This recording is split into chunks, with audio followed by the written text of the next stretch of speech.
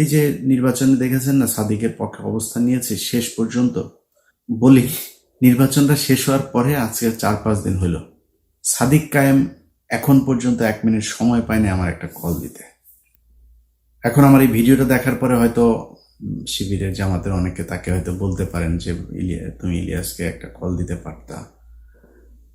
আমার সাদিক কায়েম যেই জায়গায় আছে, যেইটা করছে, আমি এটা পছন্দ করি। সাদিক কায়েমের জন্য আরও দোয়া থাকলো, সাদিক কায়েম আরও অনেক উপরে উঠা যাক। সাদিক কায়েম যেই কাজ করছে আমি তার ওই কাজে কোনো না কোনোভাবে সহায়তাই করব। কিন্তু এই পৃথিবীতে যতদিন বেঁচে থাকবো তার সাথে আমার জীবনে কোনোদিন কথা হবে না। তার দরজা আমার কাছে, আমি বিশাল প্রভাবশালী ক্ষমতাশালী কিছু না, কিন্তু তার দরজা আমার জন্য সারা জীবনের জন্য বন্ধ। আমি জামাতের কাছ থেকে টাকা পয়সা নিয়া, শিবিরের কাছ থেকে টাকা পয়সা নিয়া তারপরে পক্ষে কথা বলিনি। এটা আমার শরীরের, মানে এটা আমার রক্তের মধ্যে। আমি বললাম না যে আমার রক্তের গ্রুপ হচ্ছে ইন্ডিয়া নেগেটিভ। আমার শরীরে আগুন জ্বলতে থাকে এই যে মুক্তিযুদ্ধে পাছাল নিয়ে যখন কিনা কথাবার্তা বলে। এটা ইন্ডিয়া পাকিস্তানের যুদ্ধ, ইন্ডিয়া নিজে স্বীকার করেছে। পাকিস্তানিরা ইন্ডিয়ানদের হাতে লিখে দিয়ে গেছে, আমাদের ওখানে কারোরে থাকতে দেওয়া হয় নাই, তারা জাতীয় সঙ্গীত বানিয়ে দিয়ে গেছে। এই ধন ফোন নিয়ে তারপরে আপনি বিশাল ফিরিতি ভালোবাসা ইস্যু করি আমি এই মুক্তিযুদ্ধের মধ্যে।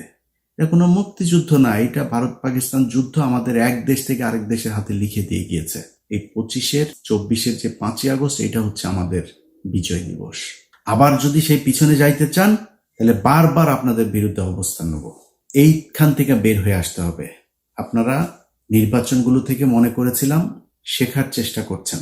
নির্বাচনের পরের আপনাদের বড় বড় নেতাদের কিছু বক্তব্য শুনলাম, শুনে যেটা মনে হলো যে আপনারা সামনের নির্বাচনে, আসন্ন নির্বাচনেও আমাদেরকে ঠেলে দিচ্ছেন জামাতের দিকে। যদি এটা হইতে থাকে, সুস্পষ্টভাবে বলে দিচ্ছি, আমরা ঠিক আবার সেখানেই চলে যাব। নির্বাচনে হারলেন, বললেন কারচুপি করা হয়েছে। ভাই, আওয়ামী লীগের মতো ডাকাতি করা সম্ভব এখানে। জোর করে যারে মন চায় তারে ডিক্লেয়ার করে দিবেন, ওই পরে মেকানিজম করবেন, সেটা হইতে পারে। ঢাকা বিশ্ববিদ্যালয় কিংবা বাংলাদেশের কোনো বিশ্ববিদ্যালয়ে ভোট কারচুপি করা সম্ভব না। ডাকাতি করে নিয়ে নিতে পারেন, রেজাল্ট নিয়ে নিতে পারেন, ভোট মানুষ দিবে, যারটা সেই দিবে, এটা ঠেকানো সম্ভব না। ইভেন আওয়ামী লীগের সময় এটা সম্ভব হয়নি, সবাই ভোট দিয়েছে, পরে যায় তাদের মতো করে একটা রেজাল্ট তারা বলে দিয়েছে। এখন কারচুপি করে তারপর আর কথা বলে আপনারা সরে গেলেন। যদি কারচুপি হইতো তাইলে ছাত্র শিবিরের চাইতে ছাত্র দলের বেশি শক্তি, পুলিশের শক্তি এগুলি বেশি না? ওই ব্রাহ্মণবাড়িয়া থানার ওসি তিনি পোস্ট করেছেন ছাত্র দলের পক্ষে ফেসবুকে, একটা ফেসবুক পোস্টে দেখলাম। আপনাদের লোকজন তো বেশি, জামাতের লোকজন তো কম, আপনাদের সাথে পারতো না। আরেকটা হচ্ছে আওয়ামী লীগের লোকজন নাকি, চান্দা আব্বাস ভাই বলেছেন, চান্দা আব্বাস বলে যে আওয়ামী লীগের, ছাত্রলীগের সবাই নাকি শিবিরকে ভোট দিয়েছে। চান্দা আব্বাস ভাই, ছাত্রলীগের লোকজন যদি শিবিরে ভোট দিত তাহলে জগন্নাথ হলের মধ্যে 1200-র উপরে ভোট আবিদ আর মাত্র 10টা ভোট সাদিক পেত না। এটা প্রমাণ করে যে এই দাদারা এখনো পর্যন্ত সেই আওয়ামী লীগের দিকেই তাকিয়ে আছে, এবং আওয়ামী লীগ আপনাদেরকে পছন্দ করেছে বলেই তাদের ছাত্র সংগঠন আপনাদেরকে ভোট দিয়েছে। দাদারা এবং ছাত্রলীগের সবার ভোট আপনারা পেয়েছেন। এই যা ভোট আপনারা পেয়েছেন, এটা মাত্র ছাত্রদলের সক্রিয় কিছু লোকজন আছে, আর দাদারা আর আওয়ামী লীগ, এই ভোটগুলি আপনাদের ভিপি আর জিএস প্রার্থীরা পেয়েছেন। কেন এরকম হইল? সেটার জন্য আপনারা এই 2টা কারণ খুঁজে পেয়েছেন। আসল কারণ সেটা না। 5 তারিখের আগে ছাত্রলীগ এই বিশ্ববিদ্যালয়গুলোতে এমন কিছু নাই যেটা করে নাই, সেই একই কাজ আপনারাও করেন নাই। আপনাদের ছাত্র সংগঠন সেই একই কাজ করেছে যেটা ছাত্রলীগ করত। এই জন্য তো এতগুলো মানুষ মারা যায় নাই। এই দেশের ছাত্র সমাজ, সাধারণ মানুষ আগের রাজনীতি সহ্য করবে না। ছাত্র শিবির কি করেছে? তারা যখন দেখেছে যে তাদের এখানে থাকা সম্ভব না, তারা গুপ্ত রাজনীতি কৌশল বেছে নিয়েছে।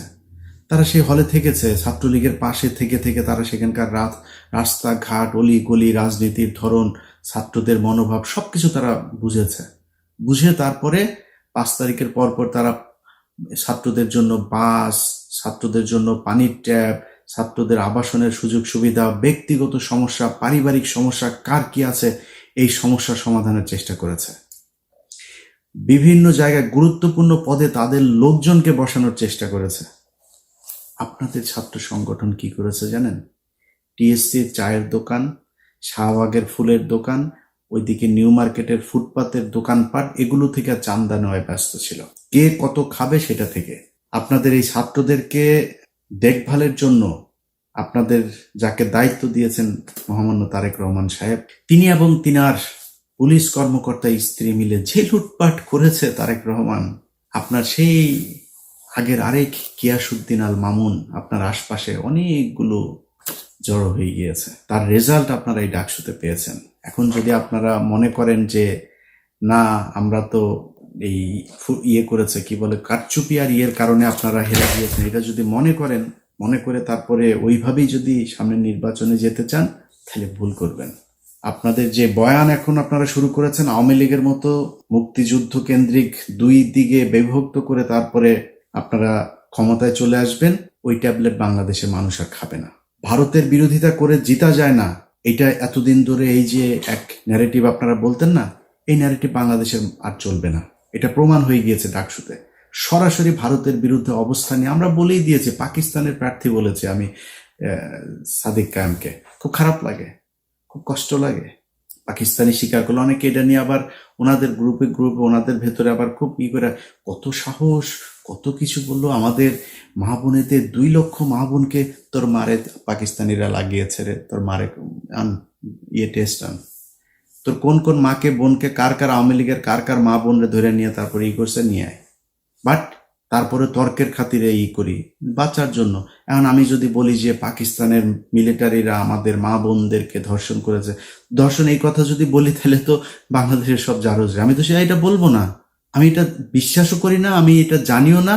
তারপরেও কি বলি, জিতার জন্য বলি। আমার বাবা আমার দাদা আমার পূর্বপুরুষ সবাই রাজাকার ছিল। আমার বাবা দাদা চাচারা মিলে তোদের মা বোনদেরকে পাকিস্তানের ক্যাম্পে দিয়ে এসেছে, তোদের মা বোনদেরকে জিনিস প্রোটেকশন ছাড়া তারপর লাগিয়েছে, তোরা পয়দা হুয়া। এটা তো লস আছে, বলেন লস আছে? আমার বাপ রাজাকার থাকলে আমার ঘরে তো পাকিস্তানি আসে নাই। আমার বাপ তো আমার মারে নিয়ে দিয়ে আসবে না, তোর মারে নিয়ে দিয়ে আসে, তোদের মাদেরকে নিয়ে দিয়ে এসছে। লাভজনক যেটা সেটা তো বলবে, লাভ কে না বুঝে। আমি লাভজনক জায়গায় আছি, এই কারণে মাঝে মধ্যে বলি খুব খারাপ লাগে না পাকিস্তানি। আরে বেটা পাকিস্তানি, তুই যে মানুষের যে পাকিস্তানি রাজাকার বলিস, পাকিস্তানে যায় নাই কোনোদিন।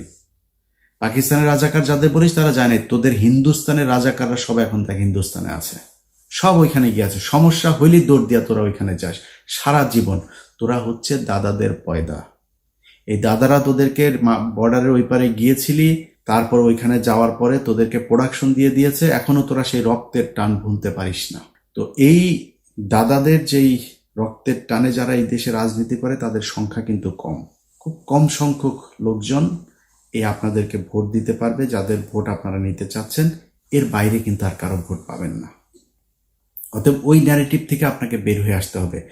বিএনপি যদি মনে করে যে শুধুমাত্র আমরা আওয়ামী লীগের মতো এই পলিসি খাটায় তারপরে নির্বাচনে গিয়ে পাশ করে আসব, তাহলে বিএনপিকে মাথায় রাখতে হবে তাদের অবস্থা, তাদের ভবিষ্যৎ এই আওয়ামী লীগের যা হয়েছে সেই রকমই হবে। সিদ্ধান্ত আপনাদের, সিম্পল, খুবই সিম্পল ইকুয়েশন। যেটা আপনারা মেনে নিতে চান আপনাদের সিদ্ধান্ত, আপনারা যেদিকে যাবেন এবার যান। আমরা বাংলাদেশের মানুষ, আমরা যারা কিনা এই মুক্তিযুদ্ধের এইসব এই বয়ান টয়ান এগুলোর ব্যাপারে যাদের অ্যালার্জি আছে আমাদের, আমরা আপনাদের এই মুক্তিযুদ্ধ নিয়ে খুব কাজ করতে চাই। আমরা এখনো চাই মুক্তিযুদ্ধে কতজন মানুষ মারা গিয়েছে খুঁজে বার করেন, মুক্তিযুদ্ধে কতজন নারী ধর্ষিত হয়েছে আদৌ হয়েছে কিনা সেটা খুঁজে বের করেন, কতজন রাজাকার ছিল, কারা রাজাকার ছিল, কারা মুক্তিযোদ্ধা ছিল, আদৌ কোনো মুক্তিযোদ্ধা ছিল কিনা এটা আমরা দেখতে চাই। ভারত আসলো, আসিয়া তারপরে আপনাদেরকে 13 দিনে যুদ্ধ করে দেশ দখল করে নিয়ে তারপরে আপনাদেরকে বললো এই নাও তোমরা স্বাধীন হয়েছ, আর তোমরা স্বাধীন হয়ে গেল। কিসের স্বাধীনতা? এটার নাম স্বাধীনতা?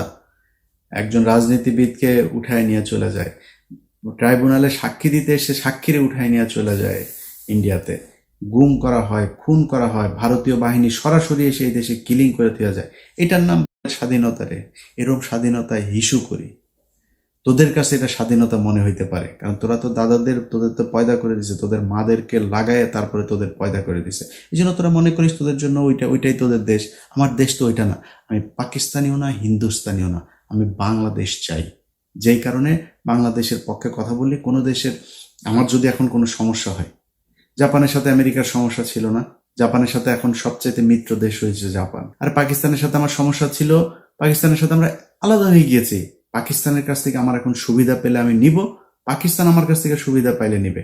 পাকিস্তান আর বাংলাদেশ দুই দেশের মানুষ মিলেও যদি কান্নাকাটি করে, তাও কোনোদিন এই দুই দেশ এক হবে না। এরা কথায় কথায় পাকিস্তানি, এসব গাঁজাখুরি আলাপ বন্ধ করতে হবে। আপনাদের মূল দল যেটা আছে সেই দলের ডাকসু তো গেলই, তো ছাত্রদল তো তাও সেইভাবে ঢাকা বিশ্ববিদ্যালয়ের পোলাপানের কাছ থেকে তো আর চান্দা টান্দা নিতে পারে না। কিন্তু জাতীয় নির্বাচনে আপনাদের মূল বয়স্ক শয়তান যেগুলো আছে সেগুলো তো ইয়েতে যাবে, ওই নির্বাচনে অংশ নিবে। তারা সারা বাংলাদেশে এমন এক চাঁদাবাজের রাজত্ব তৈরি করেছে, এগুলো আমরা বললে আপনাদের কাছে খারাপ লাগবে, আমাদেরকে মনে হবে আমরা পাকিস্তানের লোক বলে তারপরে ট্যাগ দেওয়ার চেষ্টা করবেন। বাট এই ডিজাস্টার আসার আগে কথাগুলি একটু মাথায় রাখেন। যারা 2 দিনের এখন বিএনপি দাবি করে চামচামো করে, তারা আপনাদের বিপদের দিনে থাকবে না। আমাদের মুখ থেকে কোনোদিন জিয়াউর রহমান, তারেক রহমান, খালেদা জিয়া, তাদেরকে না খারাপ সময় কোনোদিন খারাপ কথা বের হয়নি, তাদের মুখ থেকে বের হয়েছে। নাকে খত দিয়েছে, খত দিয়ে আওয়ামী লীগে যুক্ত হয়েছে। আবার আমরা যাইনি। আজকে যারা দৌড় দিয়ে গিয়ে চেয়ার নিয়ে বসেছে তারা দেশে যাইতো, আসতো, বিদেশে থেকেও তাদের সমস্যা হয়নি। কিন্তু আমরা কথাগুলি বলছি আপনাদের ভালোর জন্য। যদি মনে করেন নেয়ার মতো নিয়ে সেভাবে চলেন। যারা এই বুড়া শয়তানগুলো আপনাদের আছে, এগুলি যে সামনে নির্বাচনে যাবে, এলাকায় আপনাদের যে অবস্থা, যে ইমেজ, একটু খোঁজ নিয়ে দেখেন। আপনাদের যে পুলিশ টুলিশ গোয়েন্দা সংস্থা বিভিন্ন জায়গায় বসে আছেন, এগুলো তো সব আপনাদের নিজের লোক না, তো টাকা পয়সা নিয়ে আপনাদের লোকজনরা বসিয়ে দিয়েছে। এরা আপনাদের সত্যি তথ্যও জানাবে না, গোয়েন্দা তথ্য কি আসলে ওই খবরটাও আপনাদেরকে জানাবে না। যাই হোক, অনেক কথা বললাম। বিষয় মূল কথা হচ্ছে যে বিএনপি ভাই, আমি এই নির্বাচনের পরে আমার এটা বললাম যে জামাতের আমিরের সাথেও কথা হয়েছিল ডাকসু নির্বাচনের পরে। ওইখানে বিএনপির কোনো লোকজন ছিল না। আমি ওনাকে বলেছি যে ভাই, আমার মনে হয় এই মুহূর্তে বিএনপির ক্ষমতায় আসা উচিত।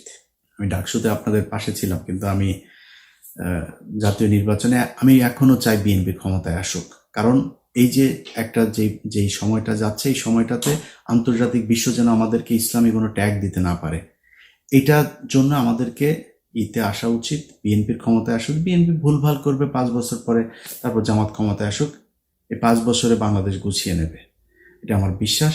যে কারণে তাদের একটু ধৈর্য ধরে আমি বলেছি যে আপনারা, আমি চাই যে বিএনপি কে আসবে সেটা বাংলাদেশের মানুষ ডিসাইড করবো, এটা আমার কিছু না। কিন্তু আমার যদি এখন বিএনপি যদি মনে করে যে আমাদের মতো করে চলবে, তাহলে বিএনপির পক্ষে থাকবো। আর যদি বিএনপি মনে করে সেই আওয়ামী লীগের মতো ইন্ডিয়ার কথা শুনে তারপরে ক্ষমতায় আসবে, ভাই, ইন্ডিয়ার বিরুদ্ধে যায় ক্ষমতায় আসা যায় না, এই কথা এখন আর বাংলাদেশের মানুষ খেলবে না। আপনাদের বিশ্বাস করা উচিত। অতএব আপনারা ফিরে আসেন, ফিরে এসে তারপরে জনগণ যেটা চায় সেটা মেনে নেন, জনগণের মতো করে চলেন, জনগণের ভোট অবশ্যই আপনারা পাবেন।